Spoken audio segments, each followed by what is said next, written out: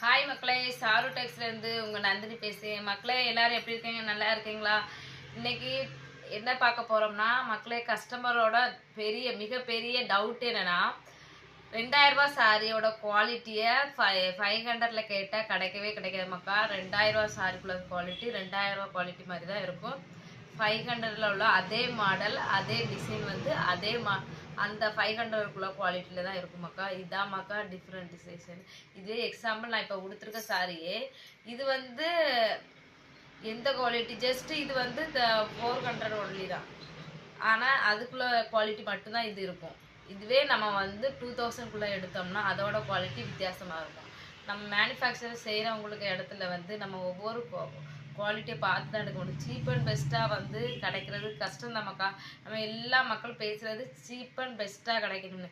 Cheap and பெஸ்ட்டாக manufacture இடத்துல வந்து ஒவ்வொரு சாரியும் நெய்யும் போது அப்போ அந்த ரேட்டை நம்ம அங்கேருந்து ட்ரான்ஸ்ஃபர் போட்டு இங்கே கொண்டு வந்து வைக்கும்போது நம்ம ஜிஎஸ்டி எல்லாமே கால்குலேஷன் பண்ணி தான் ஒவ்வொரு சாரியாக இருந்தாலும் சரி, சுடிதாராக இருந்தாலும் சரி, மற்ற எந்த ஒரு ஐட்டமாக இருந்தாலும் சரி, இன்னர் வேறு கூட இன்க்ளூடு எல்லாமே அந்த ரேட்டில் தான் கொடுப்போம். அதே மாதிரி குவாலிட்டி கம்மியாக இருக்குது, சீப் அண்ட் பெஸ்ட்டாக குவாலிட்டி இருக்குன்னா அதுக்குள்ள மாடல் மட்டும்தான் நல்ல மாடல் கிடைக்கும்.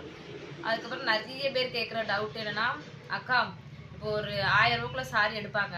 இது நான் ஷாப் ஓப்பன்லேருந்தே ஃபேஸ் பண்ணுற ப்ராப்ளம். 1000 ரூபாய்க்குள்ள சாரி எடுப்பாங்க. சாரி எடுத்துகிட்டு எனக்கு இது வந்து 400 300 தாங்கன்னா யார் மக்கா கொடுப்பாங்க? ஒரேடியாக உங்களால் அது வாங்க முடியும்னா ஓகே, ஒரு 50 ரூபா செகண்ட் குறைச்சி கேட்டால் ஓகே, 100 ஏன் என்னால் முடிஞ்சுன்னா நான் டிஸ்கவுண்ட்டில் தான் கொடுத்துருவேன். மேக்ஸிமம் இப்போ ஒரு 1000 எடுக்காமனா 150 இல்லை 100 நான் அவங்க கேட்காமலே நான் டிஸ்கவுண்ட் கொடுத்துருவேன். அது வந்து நம்ம கடையில் எடுக்கிற எல்லாருக்குமே, சாரு டெக்ஸில் வந்து பர்ச்சேஸ் பண்ணுற எல்லாருக்குமே தெரியும். நம்மளோட வந்து டிஸ்கவுண்ட் உண்டு. நார்மல் டேஸ் எல்லா நாளுமே டிஸ்கவுண்ட்டில் ஆஃபரில் கொடுத்துட்டு தான் இருக்கோம். அதனால வந்து டிஸ்கவுண்ட் தராமலாம் இருக்க மாட்டேன். ரெகுலராக வந்து இங்கே ட்ரெஸ் எடுக்கிற எல்லாருக்குமே தெரியும். இதில் வந்து நீங்கள் 2000 ரூபாய்க்குள்ள சாரி, 1000 ரூபாய்க்குள்ள சாரியெல்லாம் கேட்டு 200 300க்குலாம் என்னால் நான் மேனுஃபேக்சர் பண்ணுறது கிடையாது மக்களே. இன்றைக்கும் ஒரு கஸ்டமர் வந்து இது நான் ஸ்டார்டிங்லேருந்தே ஃபேஸ் பண்ணிட்டு இருக்க ப்ராப்ளம். இது உங்களால் கட்டுப்படி ஆகும்னா அந்த சாரியை எடுங்க. அதை விட்டுக்கிட்டு லாஸ்ட்டாக ஒரு 2 வீக்ஸ் முன்னாடி நான் ஃபேஸ் பண்ண ப்ராப்ளம்னா, அவங்க கொண்டு வந்தது ஒரு சம்திங் 500 600, அவங்க 2500 ரூபாக்குள்ள ட்ரெஸ் எடுத்து வச்சுட்டு எனக்கு அது வந்து 500க்கு தாங்கன்னா நான் எப்படி கொடுக்க முடியும்? நான் இனி வளரலை, அந்த அளவுக்கு கொடுக்கறதுக்கு நான் இனி வளரலை. அந்த அளவுக்கு கொடுக்க முடிஞ்சு என்னால் நான் மேனுஃபேக்சர் பண்ணி நான் கொடுத்தா மேபி ஃப்யூச்சரில் அது நடந்தால் கண்டிப்பாக நீங்கள் கேட்குற ரேட்டுக்கு தரலாம். நானே வந்து மேனுஃபேக்சர் இடத்துலேருந்து பர்ச்சேஸ் பண்ணி இங்கே கொண்டு வரேன். இதே நம்ம கடை சின்ன கடையாக, நம்ம சின்னதாக ஒரு பொட்டிக் மாதிரி ஆரம்பிச்சிருக்கோம். அதனால அவங்க அப்படி கேட்குறாங்களா, இல்லாட்டா எனக்கு தான் இந்த ப்ராப்ளமாக மற்ற பொட்டிக்கு வச்சுருக்கவங்க இல்லாட்டா மற்ற ஸ்டாஃப் வச்சுருக்கவங்களுக்கெல்லாம் எல்லாருக்கும் சேம் ப்ராப்ளமாக இருக்குமான்னு எனக்கு தெரியலை. இது நான் வந்து ஜஸ்ட்டு 8 மந்தாக இந்த ப்ராப்ளத்தை நான் வந்து கேட்டுக்கிட்டே இருக்கேன். அது மாதிரி ரொம்ப ரேட் அதிகமாக பர்ச்சேஸ் பண்ணுவாங்க. பர்ச்சேஸ் பண்ணிவிட்டு என்கிட்ட இவ்வளோ தான் அமௌண்ட் இருக்குது, இந்த அளவுக்கு தாங்க என்ன அதெல்லாம் இவ்வளோ. அது எல்லா கஸ்டமரும் சொல்கிற ஒரே வேர்டு இதுன்னா, ரேட் அதிகமாக இருக்குது மக்கா. இப்போ என்ன எல்லாருக்கும் சம்பளம் வந்து 100 ரூபாய்க்கா வாங்குறாங்க, இல்லாட்டா அந்த காலத்து மாதிரி 50 ரூபாய்க்கு சேலரி வாங்குறாங்க? இல்லை மக்களே, உங்களோட சேலரிக்கு தக்கனதான் நம்மளோட விலைவாசிகளும் ஏறிட்டு இருக்குது. அதுக்கு தக்கனதான் துணிக்கும் அதுக்கு தக்கனதான் ரேட்டு வைப்பாங்க. துணின்னு இல்லை, மற்ற அதர் கடையில் போய் பார்த்தா அந்தந்த ரேட்டு ஜிஎஸ்டியோட இன்க்ளூட் பண்ணி தான் போட்டிருப்பாங்க. யாரும் வந்து கூட்டியோ அவங்களுக்கு அஃபோர்டபுளாக மேனுஃபேக்சர் பண்ணுறவங்கலேருந்து வாங்கிட்டு வந்து இங்கே ரீட்டைல் பண்ணுறவங்களுக்கும் அவங்களுக்கு அஃபோர்டபுளாக என்ன ரேட்டு வந்து எம்ஆர்பி வரைக்கும் கொடுக்கலாமோ அந்த ரேட்டில் தான் வச்சுருப்பாங்க. அதை விட்டுட்டு ரேட் அதிகமாக இருக்குது. நான் நிறைய கஸ்டமர் அவங்க கையில் எவ்வளோ அமௌண்ட் இருக்கோ அந்த அமௌண்ட்டுக்கு வந்து நீங்கள் கேட்கணும்னு நிற்கிறீங்க. அந்த அமௌண்ட்டுக்கு நம்மளால் தர முடியாமக்கா. ஏன்னு சொல்லுங்க, நாங்களும் உங்களை மாதிரி கஷ்டப்படுற ஃபேமிலி தான். நாங்கள் பார்க்க வெளி தோட்டத்துக்கு வேணால் அப்படி இருக்கலாம், ஆனால் உள்ளே வந்து நாங்களும் உங்களே மாதிரி கஷ்டப்பட்டு தான் நாங்கள் இந்த நிலைமைக்குன்னு இல்லை, இப்போ தான் நாங்கள் மொதப்படி எடுத்து வச்சுருக்கோம். அதே மாதிரி நிறைய கஸ்டமர் வந்து கேட்குற என்னன்னா, சில கஸ்டமர் நம்ம சொன்னால் புரிஞ்சுக்கிடுவாங்க, அக்செப்ட் பண்ணி வாங்கிட்டு போவாங்க. சில கஸ்டமர் ஒன்றுமே சொல்ல மாட்டாங்க. இதான் ரேட்டாக மக்களே, நாங்களே குறைக்கும்னு சொன்னாலுமே வேண்டாம் மக்கா நீங்கள் பார்த்துக்காங்க அப்படின்னு சொல்லிட்டு போயிடுவாங்க. சில கஸ்டமர் வந்து பிடிவாதமாக நிற்பாங்க, நான் இவ்வளோதான் காசு வச்சுருக்கேன், இவ்வளோ காசு நீங்கள் தாங்கன்னு. அப்படியெல்லாம் என்ன அந்த அளவுக்கெல்லாம் நந்தினி இனி வளரலை. அந்த அளவுக்கு அஃபோர்டபுள் ப்ரைஸில் கொடுக்குறது, குவாலிட்டி கம்மியாக தான் இருக்கும்.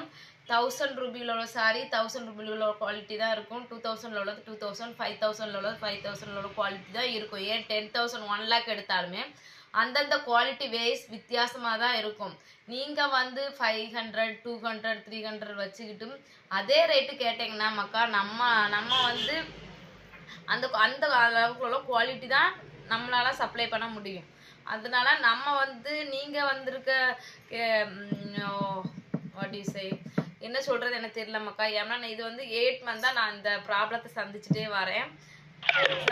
ரொம்ப சிக்கலாக இருக்குன்னு சொல்ல விட புரிஞ்சிக்க முடியல. ஆனால் சில கஸ்டமரும் நல்ல ஸ்வீட்டாக பேசுவாங்க பாருங்க. அவங்களாம் வந்து என்ன சொல்கிறது, ஸ்வீட்டாக பேசுவாங்க, நல்லா பேசுவாங்க, ஒரு சங்கடமும் இல்லாமல் நீட்டாக எடுத்துகிட்டு போவாங்க. சில கஸ்டமர் வந்து நம்மளுக்கு ப்ரெஷர் ஏறி நம்மளுக்கு பிபி ஏறத்தக்கெல்லாம் வச்சுருவாங்க மக்களே. ஏன்னா நம்மளை வந்து என்ன சொல்கிறது, முடியாத கட்டத்துக்கு நான் முன்னாடியெல்லாம் வந்து ஷாப் ஓப்பன் பண்ணல, எனக்கு தெரியாமல் எனக்கு நஷ்டத்துலேயே நான் கொடுத்துருக்கேன். எனக்கு தெரியாது, ஏன்னா நான் அந்த தொழிலுக்கு புதுசு. அதனால் என்ன பண்ணா நான் ஒவ்வொன்றும் க்ரோ ஆகி வரேன். அடுத்தடுத்து நம்ம என்ன பண்ணணும், அதுக்கப்புறம் தான் என்னோட சிஸ்டர் வந்து சப்போர்ட்டில் இல்லை மக்களை இது இப்படி பண்ணணும், என்னோட கைடன்ஸ் ஃபுல்லாகவே சிஸ்டர் தான். அவங்க இப்படி பண்ண மக்களை இந்த மாதிரி பண்ணக்கூடாது, இந்த மாதிரி பண்ணக்கூடாது, அது உனக்கு தான் நஷ்டம், அப்படிலாம் என்றைக்குமே பண்ணக்கூடாது. நீ வந்து கடையை ரன் பண்ணுறவ, கடை வாடகை இருக்குது, எலக்ட்ரிசிட்டி இருக்குது, எல்லாமே இருக்குது, அது இல்லாமல் எம்ப்ளாயி இது இருக்குது, அது இல்லாமல் நீ திரும்ப ரீஸ்டாக் எடுக்கணும், கொண்டு வந்து விற்கணும் மறுபடியும். அதனால் நீ வந்து எம்ஆர்பி ரேட்டு என்ன சொல்கிறாங்களோ அந்த மாதிரி தான் நம்ம ஃபாலோ பண்ணணும். நீங்கள் கஸ்டமர் கேட்பாங்க, அவங்களுக்கு பெனிஃபிட்டுக்காக கேட்பாங்க, நம்ம அதை புரிஞ்சு நடந்துக்கணும். முடியாதுன்னா கேட்குறாங்களா டிஸ்கவுண்ட் போட்டு ஒன்றால் எவ்வளோ அளவு டிஸ்கவுண்ட் போட முடியுமோ அந்த அளவு டிஸ்கவுண்ட் போட்டு கொடுத்துக்காங்கன்னு சொல்லி அட்வைஸ் சொன்ன பிறகு தான் இந்த மைண்டில் ஏறிச்சு. அதுக்கப்புறம் தான் ஓகே நம்ம இப்படிலாம் பண்ணக்கூடாது, இதுவே இந்த பிஸ்னஸில் ராங் ரூட்டில் போகிறோம், இல்லை இந்த மாதிரி தான் பண்ணணும் அப்படின்னு நான் வந்து முடிவெடுத்தேன். அவ்வளோ கஸ்டமர் வந்து நல்ல ஸ்வீட் கஸ்டமர் இருக்காங்க, நல்லா வந்து அண்டர்ஸ்டாண்ட் பண்ணுற கஸ்டமர் இருக்காங்க. சில கஸ்டமர் வந்து நம்மளை ரொம்ப ரகடாக பேசுறதுக்குனா வச்சுருவாங்க, நம்மளை ரொம்ப ஃபீல் பண்ணுற மாதிரி வச்சுருவாங்க சில கஸ்டமரு. அவங்கள்ட்ட இருக்கிற அமௌண்ட்டுக்கு அந்த அளவுக்கு குறைக்க வைப்பாங்க. இல்லை வெளியில் அவ்வளோ ரேட்டு இவ்வளோ ரேட்டு நான் சொல்லுவேன். முன்னாடியெல்லாம் எதுவுமே சொல்ல மாட்டேன், இப்போ வெளியில் நீங்கள் இதே ரேட்டில் போய் நீங்கள் எடுக்க முடிஞ்சுன்னா எடுத்துக்கோங்க அப்படின்னு நான் சொல்லுவேன். ஏன்னா நான் என்னோட கேரக்டர் படி நான் எங்கே போனாலும் ரேட்டு ரொம்ப கேட்குற ரேட்டை அப்படியே கொடுத்துட்டு வந்துடுவேன். கேட்டு பார்ப்பேன், குறைங்கலாம் கேட்பேன். ஓகே முடிஞ்சுன்னா முடிஞ்சுது. அதுக்கப்புறம் அதை விட்டு ரொம்ப நச்சரித்து பிடிவாதமாக நின்று வாங்கியே தீரணும் அப்படி இல்லை. அவங்களுக்கு கம்ஃபர்ட்டாக இருந்தால் அவங்களுக்கு வந்து என்ன சொல்கிறது, முடிஞ்சுன்னா நம்மளுக்கு தருவாங்க. அவங்களும் ஒரு பிஸ்னஸ் பண்ணுறவங்க தானே, அதனால அவங்களெல்லாம் முடிகிற அளவுக்கு தான் குறைப்பாங்க. நீங்கள் உங்கள் கையில் இருக்கிற ரேட்டுக்கு அதை கேட்கணும்னா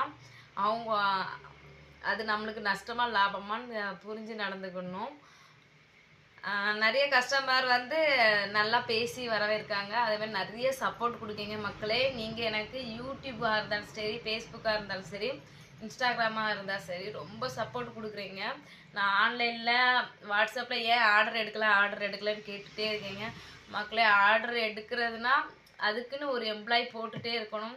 எல்லா எம்ப்ளாயுமே வந்து என்ன சொல்கிறது, சொல்லாமல் லீவ் எடுத்துருக்காங்க மக்கா. அதான் மெயின் ப்ராப்ளம். நம்ம ஒரு பிளானில் வச்சு மூவ் பண்ணி கொண்டு போயிட்டு இருப்போம். நம்ம இந்த பிளான்டா நம்ம வந்து இது சக்ஸஸ் ஆகிட்டு அடுத்த நெக்ஸ்ட்டு வேறு பிளானில் போவோம்டான்னு அப்படி மூவ் பண்ணி கொண்டு போவோம்.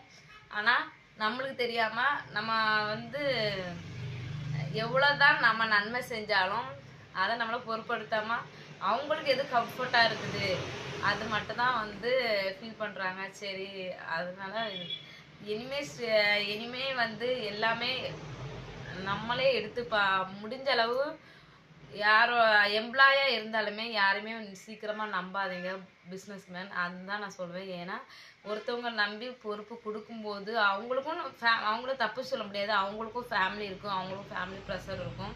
அதை வந்து நம்ம இங்கே வந்து வேலைக்குன்னு வந்துட்டாங்கன்னா அதையே நினச்சி அதையே திங்க் பண்ணிவிட்டு அதுலேயே கான்சியஸாக இருக்கக்கூடாது. நம்ம வேலைக்கு சம்பளம் கொடுக்கவங்களுக்கு கொஞ்சம் சின்சியராக இருக்கணும். நானும் வேலை பார்த்த பொண்ணு தான். ஆனால் அந்த வேலை டைமில் வேறு எந்த சிந்தனையும் இருக்கக்கூடாது. ஏன்னா நான் சர்ஜரியில் வேலை பார்த்தேன்.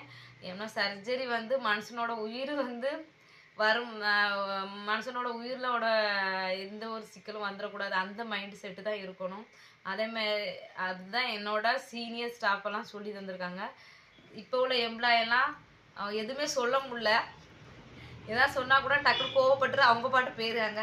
மக்கா இது தப்பு மக்கா, இது திருத்திக்கோங்க மக்கா, இது கொஞ்சம் மெயின்டைன் பண்ணி கொண்டு வாங்க மக்கான்னு கூட சொன்னால் கூட அப்படிங்களா, எல்லாம் ஓகே தான். அதுக்கப்புறம் மறுநாள் முடியாது, என்னால் முடியாது, நான் இனிமேல் வேலைக்கு வர மாட்டேன் அப்படின்னு சொல்லுவாங்க. எதுவுமே நம்ம சொல்ல முடியவும் இல்லை. ட்ரெயின் அப் கொடுத்தா கூட நம்ம அதை வச்சு நிறைய நம்ம வந்து பிளான் பண்ணியிருப்போம். நெக்ஸ்ட்டு லெவல் போகணுன்னு நினச்சி ஒரு பிளான் பண்ண இது இப்போ நான் என்ன சொல்கிறது, பயங்கர இக்கட்டில் மாட்டின மாதிரி இருக்குது. அந்த இக்கட்டில் வந்து கூடிய சீக்கிரம் வெளியே வரணும். மக்கள் நீங்கள் பார்த்துருக்க மக்கள் எனக்காக கடவுள்கிட்ட வேண்டிக்காங்க. அதுக்கப்புறம் வந்து நம்ம சாரு டெக்ஸில் இப்போ வேக்கன்சி போட்டிருக்கோம். வேக்கன்சி பெண்கள் மட்டும் வேலைக்கு தேவை. ஜஸ்ட்டு நீங்கள் வந்து 10th படிச்சிருந்தாலும் சரி, 12th படிச்சிருந்தாலும் சரி, டிப்ளமோ டிகிரி எது படிச்சிருந்தாலும் சரி, நீங்கள் வந்து வேலைக்கு ஜாயின் பண்ணுங்கள். டைமிங் வந்து 9 to 6. உங்களோட வேலை ஒர்க்கு சின்சியாரிட்டியை பார்த்துட்டு, முன்னாடியெல்லாம் வந்து சேலரி பேசுவேன். ஆனால் வந்து இப்போ வந்து சேலரி பேசி நம்ம இது பண்ணாலும் இந்த நம்ம வந்து அவங்கள நம்பி ஒரு பொறுப்பை விட்டுரு போவோம். அவங்க வந்து அது சீரியஸாக எடுத்துக்கிட மாட்டேங்காங்க. ஏதோ நம்ம வேலைக்கு வந்தோம், நான் அவனுக்கு வந்தோமா உட்காந்தோமா அப்படின்னு போகிறாங்க. அதை நம்ம மக்களை இப்படி இருக்காதீங்க மக்களை இதை கொஞ்சம் சின்சியாரிட்டியாக பண்ணுங்க மக்கா. இதுதான் மக்கா, நான் இதை அவங்கள நம்ம வந்து நெக்ஸ்ட்டு நம்ம அடுத்த லெவலுக்கு போகணும் மக்கா, இந்த மாதிரி கொஞ்சம் கோஆப்ரேட் பண்ணுங்கன்னு சொன்னால் கோவம் வந்துட்டு போயிடுறாங்க. ஸோ அதனால் நம்ம முடிஞ்ச அளவு எனக்கு சப்போர்ட் மாதிரி கொஞ்சம் நாலேஜ் பர்சனாக, மீடியா வெர்ஷன் தெரிஞ்ச மாதிரி, மீடியாஸ் இந்த வீடியோ எடிட்டிங் எல்லாம் தெரிஞ்ச மாதிரி பர்சன் இருந்துன்னா நான் உங்களோட வேலை இதை சின்சியாரிட்டியை பார்த்து கண்டிப்பாக சேலரி உங்களுக்கு பெனிஃபிட்டாக தான் கொடுப்பேன்.